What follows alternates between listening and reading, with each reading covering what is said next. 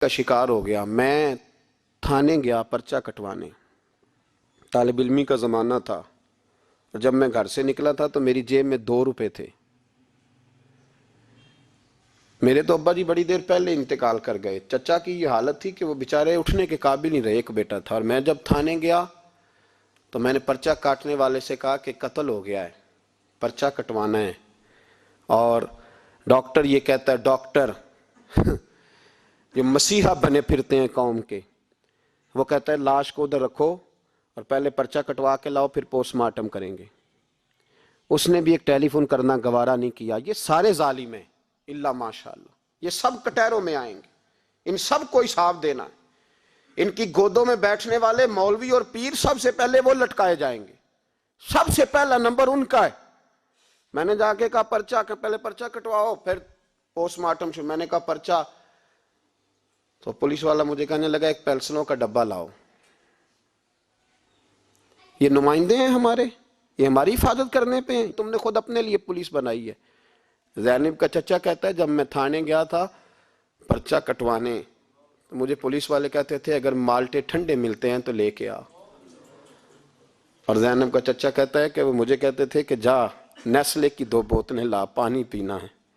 اس ملک پہ بسنے والوں کا کوئی وارث نہیں، کوئی نہیں ان کا والی وارث۔ اور کہتے ہیں کوڑے میں پڑی لپٹی ہوئی خون سے لاش، اور مجھے پولیس والے کہتے ہیں فلانے نے لاش ڈھونڈیا، اسے تو پہلے 10,000 دے لے۔ میں ظالم ہوں، آپ ظالم ہیں، جنہوں نے ان ظالموں کو اپنا سپہ سالار بنایا ہے۔ تیاری کر رہو اللہ کے حضور۔ میں نے پوچھا رب کریم سے، مولا تو بتانا رزلٹ کب نکلے گا؟ تو رب کریم نے فرمایا دنیا تو غافل ہو سکتی ہے، وَلَا تَحْسَبَنَّ اللَّهَ غَافِلًا عَمَّا يَعْمَلُ الظَّالِمُونَ۔ کر جا کے سورۃ ابراہیم کی آیت نمبر 42 پڑھو۔ رب فرماتا ہے اللہ غافل نہیں ہے ان لوگوں سے جو دنیا میں ظلم کر رہے ہیں، اللہ ظالموں کے کاموں سے غافل۔ تو پھر مولا رزلٹ کیا ہے؟ فرمایا انما یؤخرہم لیوم، اللہ نے ایک دن کے لیے یہ فیصلے رکھے ہوئے۔ رب روز عدالت نہیں لگائے گا، اللہ نے ایک دن رکھا ہوا ہے۔ تشخص فیہ الابصار، فرمایا میں ظالموں کو اس طرح لٹکاؤں گا کہ لوگوں کی آنکھیں کھلی کی کھلی رہ جائیں گی۔ میں ظالم کو، رب کریم فرماتا ہے مجھے کوئی غافل نہ سمجھے، وقت آنے والا ہے، وقت آنے والا ہے۔ حضرت وہب ابن منبہ رحمۃ اللہ تعالی علیہ فرماتے ہیں، آپ فرماتے بنی اسرائیل کے اندر ایک بادشاہ بڑا ظالم تھا، اس نے محل تعمیر کرنا شروع کر لیا۔ محل بن رہا ہے، محل کے بیچ ایک جھونپڑی آ گئی، کٹیا ایک بوڑھی عورت کی۔ تو بادشاہ نے اس بی بی سے کہا کہ یہ کٹیا، یہ جھونپڑی دے دو، میرے محل کا نقشہ خراب ہوتا ہے۔ تو بوڑھی کہنے لگی میں بیوہ بھی ہوں، بے اولاد بھی ہوں، جب میں بیاہ کے یہاں آئی تھی تو میرے ابا نے کہا تھا بیٹی تیرا جنازہ نکلنا چاہیے، تو چلو میں پکا ہوا پھل ہوں، تھوڑا وقت رہ گیا ہے، مر جاؤں گی تو تمہارا ہی ہے، میرا کون سا قبالی وارث ہے، چلو زندگی کی جو سانسیں رہ گئی ہیں مجھے یہاں گزار لینے دو۔ بوڑھی منت کرنے لگی۔ بادشاہ نے کہا نہیں نہیں، تو پیسے لے اور ہمیں خالی کر کے دے جھونپڑی۔ بادشاہ نے اصرار کیا تو بوڑھی کہنے لگی نہیں میں نہیں دوں گی۔ وہ اپنے گھر کے اندر بیٹھ گئی۔ یوں سمجھ لیجئے کہ بلڈوزر تیار کر کے چھپا دیا گیا، 2 4 5 سپاہی کھڑے کر دیے کہ بوڑھی نے کو ساری زندگی گھر میں تو نہیں نہ بیٹھنا، نکلنا تو ہے نا باہر، جب نکلے نا تو فوراً اس کا مکان گرا دو، 2 4 5 10 مستری اکٹھے لگاؤ، دیوار بنا دو، جس طرح قبضے ہوتے ہیں۔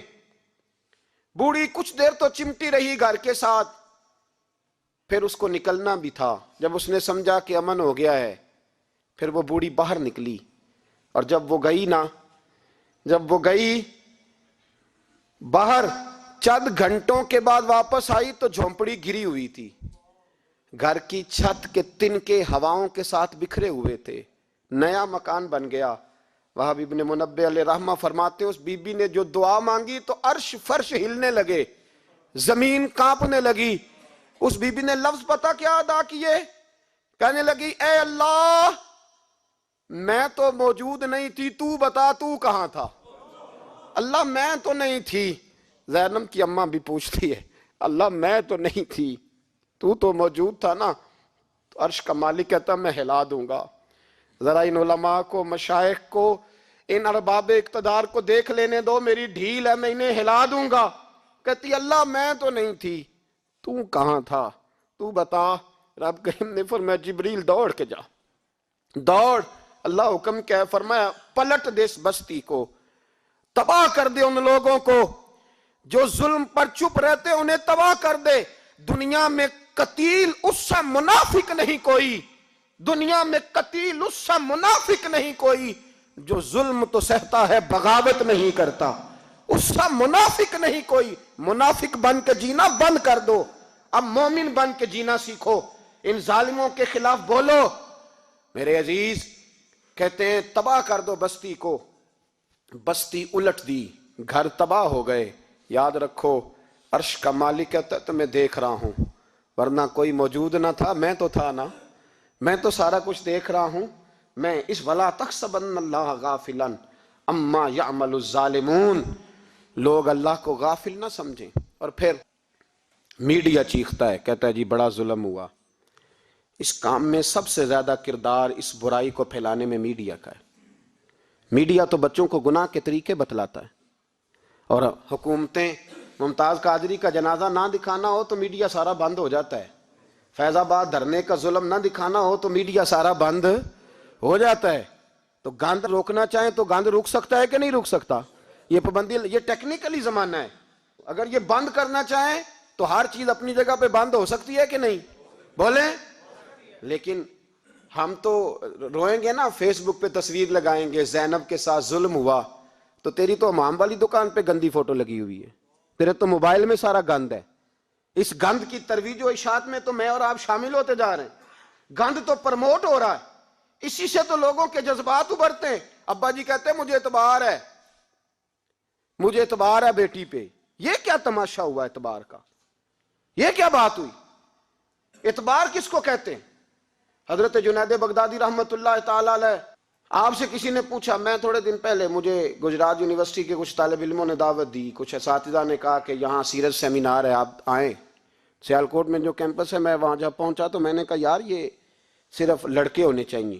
کہنے لگے اتنے بولے مولوی تقریر کرتے ہیں لڑکیوں میں تو آپ، تو میں نے کہا یار مجھے دکھیا نو سمجھ لو، پرانے خیالات کا ہوں، اور ویسے بھی میرے لیے مولوی حجت نہیں، میرے لیے رسول اللہ کا دین حجت ہے، تو آپ پردہ کرائیں۔ خیر انہوں نے مہربانی کی، کوئی پارٹیشن ہو گئی۔ جب میں پہنچا تو شاید 1.5 منٹ لگا ہو مجھے گیٹ سے ہال میں جانے تک، لیکن وہاں جو بچے اور بچیوں کا میں نے حال دیکھا تو میں دعا مانگ رہا تھا، اے اللہ تو اس قوم پہ فضل فرما، اس قوم پہ۔ ابا جی کہتے مجھے اعتبار ہے۔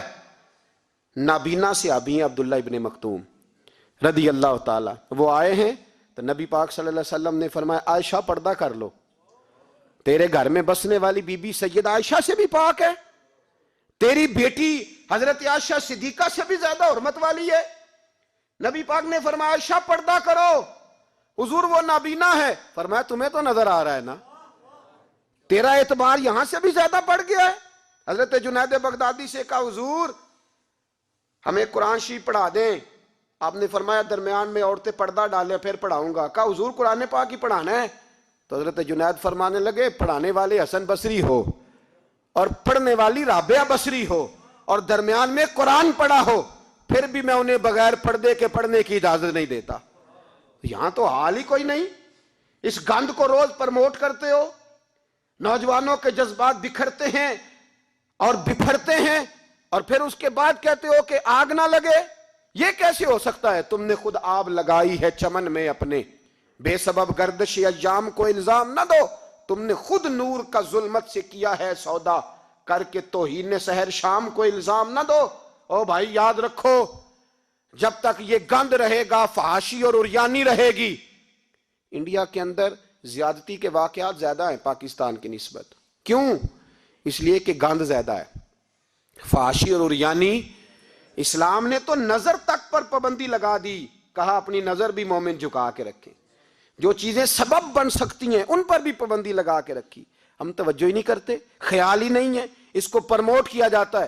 اور سب سے دوسری بڑی وجہ یہ ہے کہ مجرم کو سزا نہیں ملتی، مجرم کو سزا بولیے وہ چھوٹ گیا نا سرعام ایک بڑے آدمی کا بیٹا قتل کرنے والا، چھوٹ گیا نا.